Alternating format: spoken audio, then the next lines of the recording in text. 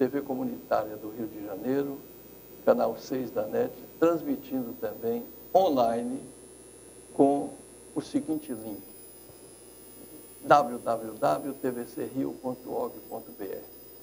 O núcleo hoje sindical tem aqui na sua programação a nossa professora, nossa querida amiga, militante política, Helena Reis, ela que também é socióloga. As câmeras são suas para saudar aí a telespectadora e o telespectador carioca e no mundo, né? Tá bom, Sori, muito obrigada. Uma boa tarde aos telespectadores, é um prazer estar aqui com você. E você não foi ontem no programa da Rádio Mundial News, né? Pois é. Nós esperamos você com tanta ansiedade, Sori. Mas você, olha, você não me escapa, hein? Eu vim aqui, agora é a sua vez, vai ter que ir lá, né? Beleza. Para a gente te entrevistar. Porque para mim você é uma figura assim, que é difícil achar outra. Igual, é ímpar, né?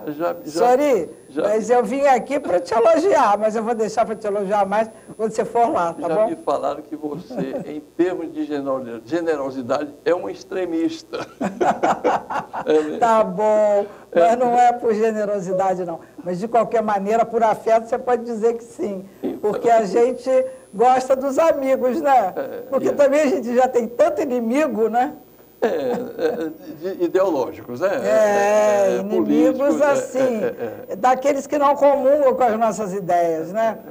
Muito embora, eu costumo dizer que eu não faço proselitismo. Agora, as nossas ideias, as nossas propostas, elas têm um sentido muito lógico e de muito desprendimento também, você não acha?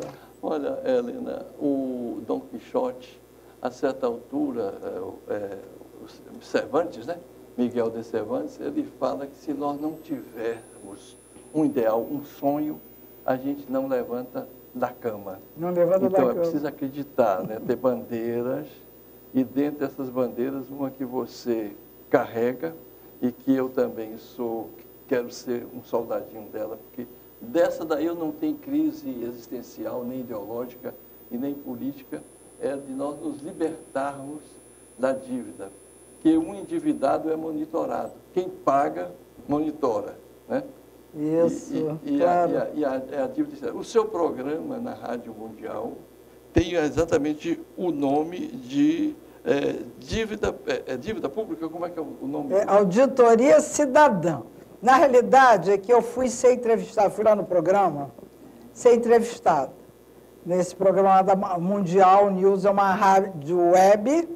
Consequentemente, ela, aqui no Rio de Janeiro, ela passa pelo Facebook, né?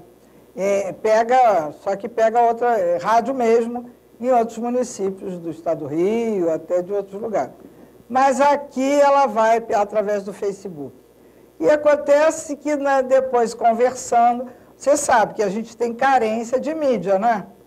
Porque a gente precisa de tribuna para...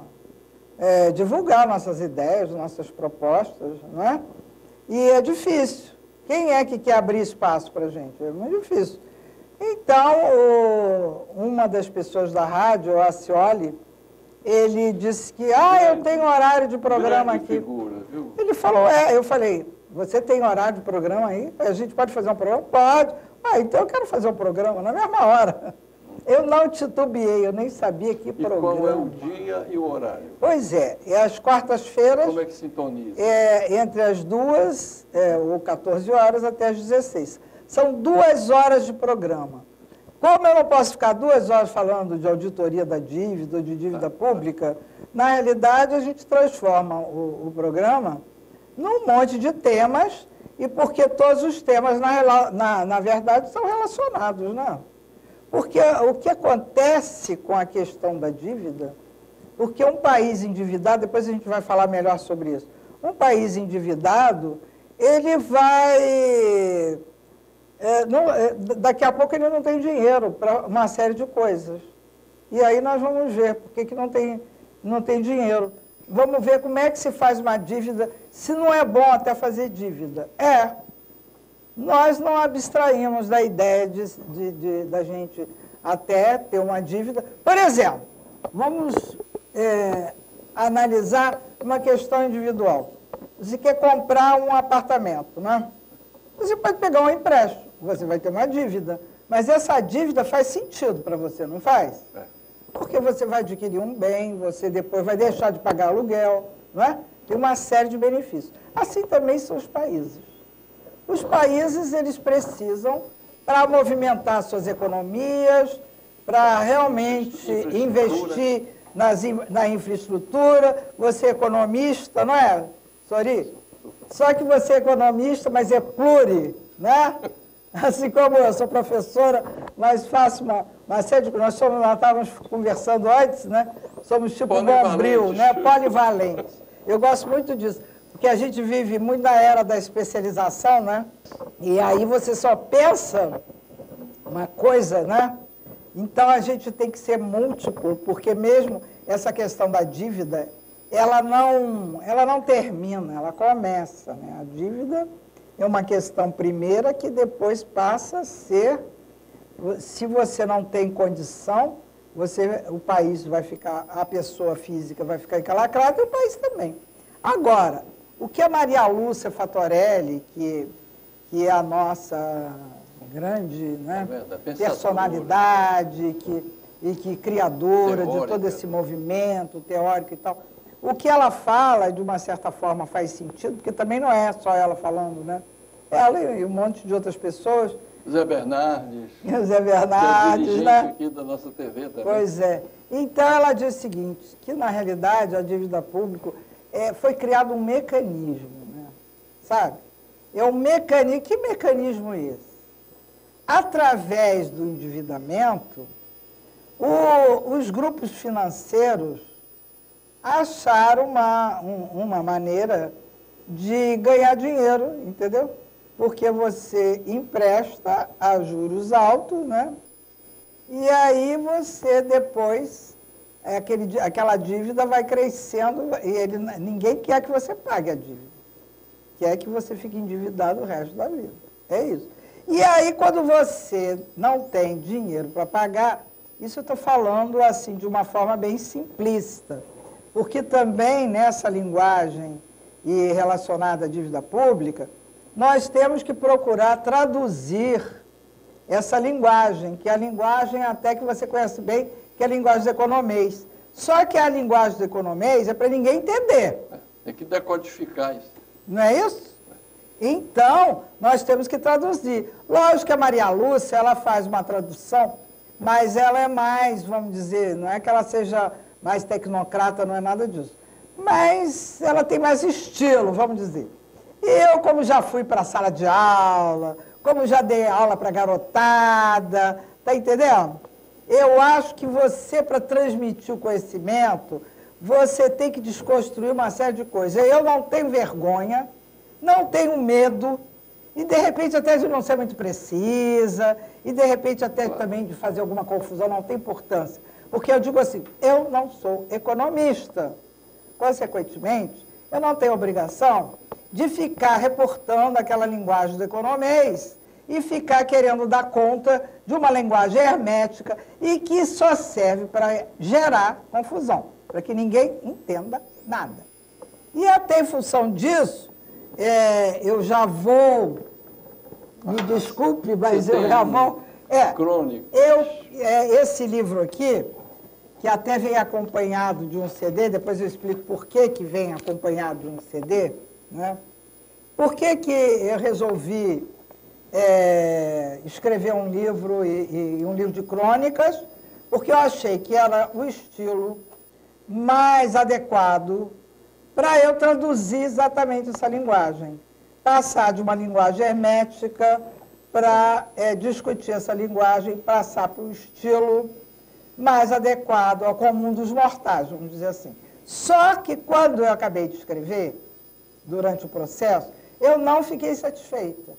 Eu achei que ainda tinha uma coisa... Usar outra linguagem. Porque a gente tem medo de ficar falando muito, sabe assim...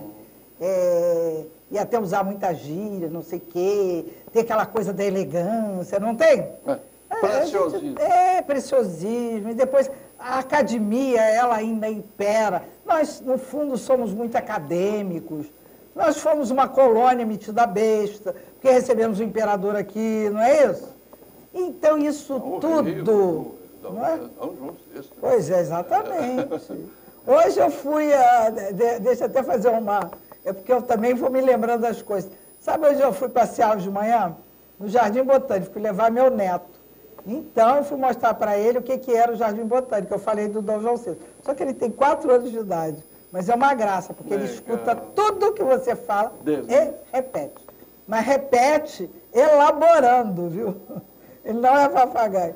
Mas eu estou me lembrando do Jardim Botânico, e quando chega a família real aqui, constrói um monte de coisa. Não é isso? Mas aí, voltando ao livro, né? Eu fiz uma série de crônicas e, não satisfeito com a linguagem das crônicas, eu resolvi, porque eu tive um parceiro também, fazer as letras, essas letras são baseadas em cada crônica, e aí o meu amigo, que é o Xande Luz, colocou as músicas em hip hop, porque aí a letra pode ser mais longa, né? Ah, sim. E aí dando a explicação. E tem uma particularmente... E vamos falar dele. Quem é este musicista aí? Pois é, ele é casado com a minha sobrinha, uma graça de pessoa, Xande Luz. Eu convidei para ele vir hoje aqui, mas ele é arredio. Porque ele não é músico profissional. Então, consequentemente, ele adorou a proposta. Ele não é sinfônico, ele é filarmônico. Filarmônico. Mas você que faz tanto programa musical, quem sabe se um dia você convida para ele... Num sábado aqui, tem um bate-papo semanal, a gente grava ele. Para você, para ele tocar, porque eu gostaria muito. Porque acontece o seguinte, como a nossa vida é muito confusa, a gente quer fazer tudo ao mesmo tempo, não é isso? Porque o tempo hoje, né, Sori? Mas como é o nome dele? Xande Luz, é o pseudônimo. Ah, que danado. Xande Luz. Nome artístico. É o nome artístico. Então, só vou divulgar como o meu também. Meu nome completo, nem preciso dizer, mas é Helena Reis. E o dele é Xande Luz. Então, eu fiz as letras, e as letras são muito compridas, mas tem uma particularmente que eu pensei em você me inspirou, porque a gente fala sobre o petróleo, né? O petróleo é nosso. E até ficou muito legal. E outra coisa também, que quando eu falo do petróleo, né, faz parte, parece que o petróleo faz parte da minha história. Porque eu lia nos meus livros de infância, que meu avô me dava, eu lia Monteiro Lobato. O Poço do Visconde. Exatamente. E aí eu achava aquilo tudo máximo. Então, eu acho que toda essa história ligada ao petróleo, para mim, tem um valor, e eu fico muito triste hoje, quando vejo que, sabe, o pré-sal, que foi uma conquista da Petrobras, né? Você acha que houve toda essa movimentação de destituir, nesse país machista, né, uma mulher da presidência? Houve um golpe ou isso foi normal? Foi constitucional? Mas é o mais engraçado que eu acho, porque quem está trabalhando na auditoria e vendo essa questão sempre, né? Quando fala em pedalada, você tem vontade de rir. Porque o tempo inteiro eles fazem pedalar, de uma forma ou de outra. O governo, não só o executivo como o legislativo... É manejamento. Isso, exatamente. Pedalado o tempo inteiro. Então, você tirar alguém em nome de pedalada fiscal, isso é hilário, sabe? Isso não é sério. Isso não é sério. E todas as pedaladas, se é que, entre aspas, né, o Temer também assinou. Então, claro, ele é copartícipe, sabe? O Temer, ele não podia nunca substituir, então teria que convocar novas eleições, começar tudo de novo. Aí, tudo bem. Se é para moralizar, vamos moralizar, mas vamos moralizar de ar no rodo. Passar o rodo em tudo. Agora, esse negócio de meia boca, não, isso não dá, isso não é sério, né? Isso é uma caricatura, né? Realmente eu fico com vergonha até, se você me pergunta, eu fico até com vergonha de responder, porque é uma chincalhe, né? E a gente tem que dizer com todas as letras. E aí você, que é uma pesquisadora do tema, aborda também no seu hip-hop aí, petróleo. Para você ficou claro quando logo depois do golpe eles anunciam a mudança da legislação, a venda de campos, a venda de ativos, falam até em vender o caixa da Petrobras, que é a BR Distribuidora. Isso é um absurdo, né? É um absurdo. Sabe, eu acho que no mundo, quando já se compreendeu que petróleo é sinônimo de soberania, não precisa dizer mais nada. Você não pode abrir mão da soberania. Mas aí é que vem o link que a gente tem que fazer, porque esse mecanismo que a gente chama de dívida pública, que serve para várias coisas, né? É um meio que é um instrumento, né? Um mecanismo, um instrumento. Então, quando você realmente não faz o suficiente para fazer o tal do superávit fiscal, e fica todo mundo, o país tem que fazer superávit fiscal primário, não é isso? Você que é economista, que diabo é isso de superávit fiscal primário? E o pior, o Brasil fazia superávit fiscal primário, fez 2014, 2015, 2016, está lá o superávit fiscal você primário. Trouxe também aí eu trouxe também. Aqui o gráfico de pizza, né? O gráfico da pizza. Em que você dos me falava, juros me falava que 47%. Não, deu uma caidinha. Sim. Hoje, de 2017, eu até tenho que também... porque quando o orçamento cai... é comprometido com... Porque também quando cai os juros, você veja, sim. Eu já vou falar de um outro assunto. Mas é que a gente tem, na realidade, você é economista, sabe disso, e a gente tem o Copom, que se reúne através do Banco Central... Taxa básica de juros. Para dizer assim, para determinar a taxa básica, que é a Selic, a taxa básica de juros. E eles dizem que os juros têm que ser altos, sei o quê, por causa da inflação, não é isso? A inflação é o grande inimigo público número 1. Realmente, nós vivemos um período da inflação que foi terrível, e outros países também já viveram essa situação de inflação. Mas a inflação ela tem várias causas, não tem uma causa única, né? E eles, então, eles inventam assim, eu não sei se é a roda que eles estão inventando de novo, ou eles inventam fórmulas mágicas, ou é uma coisa para hipnotizar a população. Eu não sei, porque eles fazem um discurso, que o discurso é todo ele alinhavadozinho, é organizadozinho, a mídia assume o discurso, repete esse discurso, até não poder mais. E aí o que acontece? Todo mundo começa a repetir, não é isso? Então, você sobe a taxa de juros, o que acontece? A dívida pública aumenta. Sim, porque você tem que pagar a dívida pública com a taxa básica. Pela taxa Selic. Porque o governo, agora, muito interessante, eu não entendi muito bem, porque eu estava com pressa e eu não podia ficar toda a vida no telefone, mas eu estava conversando com um cara hoje, antes de vir para cá, do Banco Central. Até estava convidando para eles irem lá no programa, na quarta-feira que vem. E aí ele estava dizendo, vai ter várias mudanças no Bacen. Eu falei, é? Diz que está uma mudança geral. Bacen é Banco Central. É o Banco Central. Aí eu disse assim, mas vai ter mudança sim, mas mudanças drásticas? Está uma confusão no banco, você não pode imaginar. Eu já fiquei imaginando, mas eu falei para ele, olha, nesse país atualmente, quando se fala em mudança, a gente já fica até apavorado, porque eu acho que é sempre para pior ainda, né? Porque ainda tem sempre uma coisa pior para acontecer, né, Sori? Sim. Mas vamos falar um pouquinho do trabalhador. Olha, o trabalhador é tão importante, e se nós não tivéssemos a figura aqui do nosso cinegrafista Max Figueiredo, nós não estaríamos no ar, né, levando essa imagem para a telespectadora e telespectador. Os nossos agradecimentos a você, Max, que depois ainda vai editar esse trabalho. Max Figueiredo. Ele também ocupa nossa grade no circuito carioca. Depois o seu horário é terça-feira à meia-noite. Mas o seu momento de atriz. Eu sei que você também percorreu Meu medo de atriz, porque ele é ator, né? Sorin é ator, ele é personagem, não, ele é encenador. Não, você não esconde o jogo, não. Eu sei que você fez também a técnica do Augusto Boal, Teatro do Oprimido.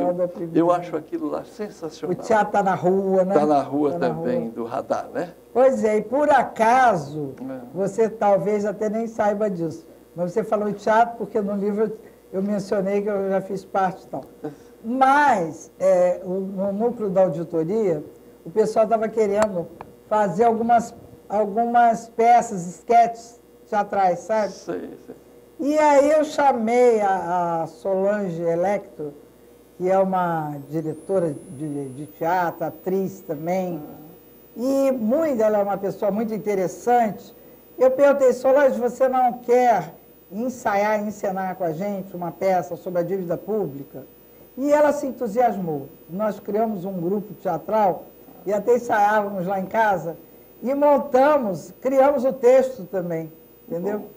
E esse texto, então, era sobre o Prev-Rio. Prev-Rio, a Previdência do Estado do Rio de Janeiro, o Prev-Rio, né? E ficou assim, sensacional. É um esquete acho que leva 10, 15 minutos no máximo. A gente poderia até fazer aqui na TV comunitária, né? De repente, você acha que daria? Sim, encenação. Muito interessante. E sabe aonde dos lugares que nós nos apresentamos? No CEP. Apresentamos para um seminário, um congresso de professores aposentados, e eles adoraram, né? Porque o teatro, ele tem uma faculdade de transmitir ao vivo, né? De empolgar as pessoas, né? Eletrifica, né? E outra coisa também, o que você não entende ali, você fica entendendo rapidinho, né? E é outra linguagem. Você falava da linguagem musical, da linguagem de escrever, da arte, né? Da literária, da arte também musical, e essa também do teatro, cinema e teatro. Sobre cinema, eu sei que você foi essencial na produção de um grande filme que nós passamos aqui na TV comunitária, bombou por aí nas redes sociais, que é o Brasil na Corda Bamba. Do Pronzato, o Carlos Pronzato. É um argentino, não é? É muito bom cinema.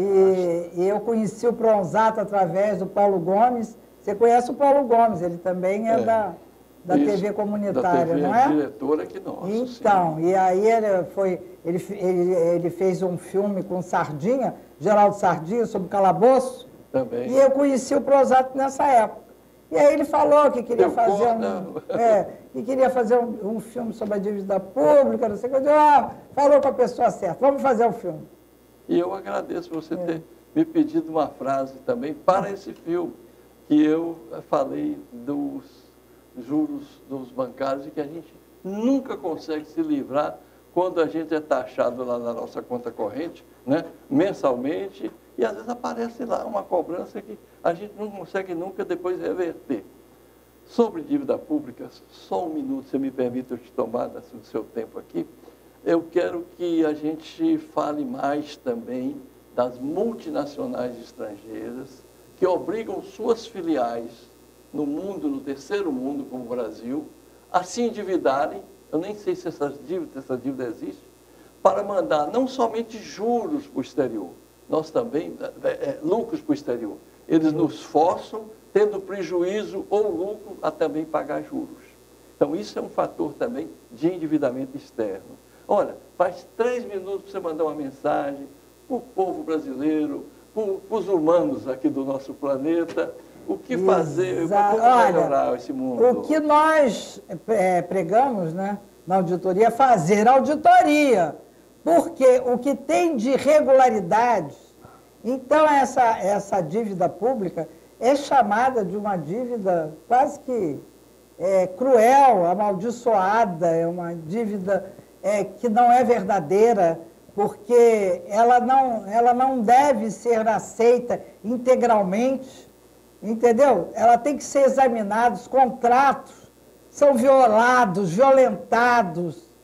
Então, na Europa já se faz isso, já tem um monte de gente tratando desse aspecto e discutindo. E aqui no Brasil nós ficamos patinando, mas tem uma experiência também de auditoria que foi um êxito, que foi no Equador, não sei se você sabe disso. Então, no Equador, Maria Lúcia Fatorelli foi chamada no Equador para fazer essa auditoria. Eles viram, depois de um ano de trabalho, porque realmente é difícil uma auditoria você fazer levantamento, essa contabilidade toda. Um ano eles levaram para fazer esse levantamento, constataram que 70% dessas dívidas eram ilegais, sem sombra de dúvida. E outra coisa também, a Maria Lúcia pode perceber que muita história que aconteceu lá no Equador acontece aqui no Brasil também. Tipo de contrato que é feito e com o FMI, com outros órgãos públicos também. E outra coisa, às vezes o governo encampa dívidas de bancos particulares. Era isso que você queria saber. Então, isso é ilegal, é ilegal. Então, a gente tem que determinar o que realmente nós devemos. Eu não sei se eu tenho mais tempo, mas eu quero que isso fique bem claro aqui, que nós temos que fazer auditoria cidadã da dívida pública brasileira. Que beleza. Olha, Helena, nós estamos aqui com o nosso tempo finalizado e dizer que vocês agradecemos sua presença, sua participação. E aqui a gente precisa continuar esse tema, porque é muito importante que nós acordemos que você, brasileiro, saiba que você já nasce, o seu filho, o seu neto, já nasce endividado de uma dívida que, conforme a professora Helena colocou aqui, é altamente suspeita até na sua própria existência ou não. E quantas vezes a gente já pagou pagando juros e serviço da dívida, dessa mesma dívida? Exatamente. Obrigado, Helena Reis. Obrigada a você. Eu volto, hein? Você vai lá. Ah, sem dúvida. Maravilha. TV Comunitária, canal 6 da NET, mais um programa Núcleo Sindical, tvcrio.org.br. Obrigado.